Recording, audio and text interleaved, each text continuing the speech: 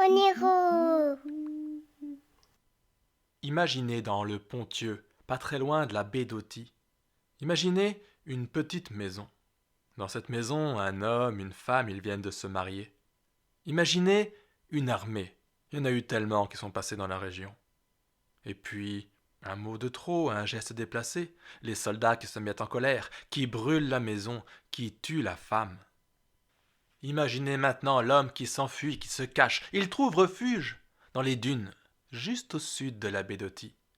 Et là, pour survivre, il mange les baies, les plantes, il attrape des animaux. Il s'installe là dans une petite cabane, et il finit par y passer toute sa vie.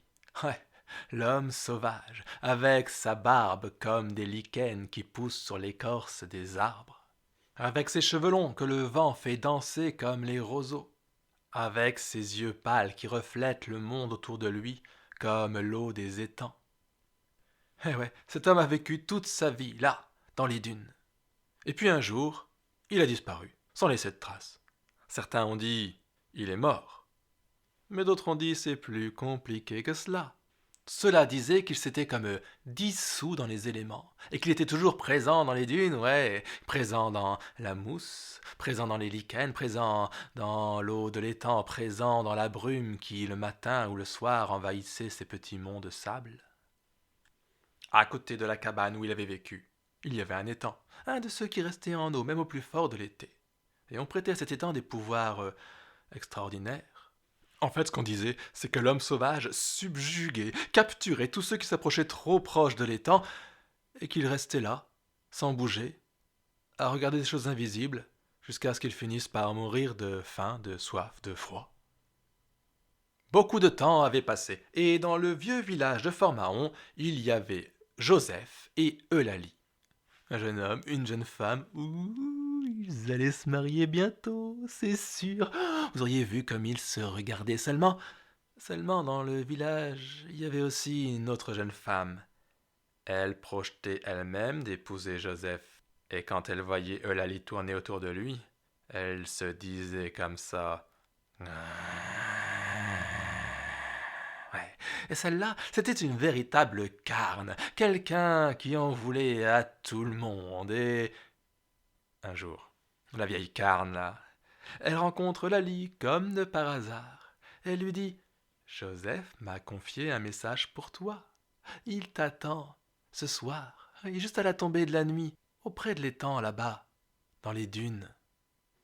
Quand le soir arrive, Joseph cherche sa fiancée. Introuvable, elle n'est pas par-ci, elle n'est pas par-là. Quand il croise le jeune frère de Lali, il lui demande: Mais où est donc ta sœur? Le garçon dit: Je ne sais pas. Mais le garçon dit aussi: C'est étrange. J'ai croisé la vieille carne, qui parlait, qui riait toute seule, et qui disait: Jamais on la reverra. Une demande au mariage, au bord de l'étang des dunes. C'est avec l'homme sauvage qu'elle va se marier. Quand Joseph entend ça, aussitôt il court à perdre haleine, à s'arracher les poumons. Il se dirige vers les dunes et, au dernier rayon du soleil, il arrive devant l'étang. Juste à côté, là, au bord de l'eau, il y a Eulalie. Elle a le regard perdu dans le vague. Lui s'approche de l'étang. Il est juste en face d'elle, de l'autre côté de l'eau.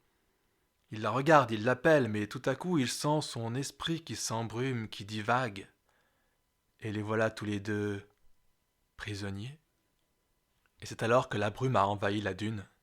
Dans la brume, on pouvait voir comme une forme, comme un visage, avec des cheveux longs et une grande barbe, comme des lichens qui s'accrochent sur les arbres.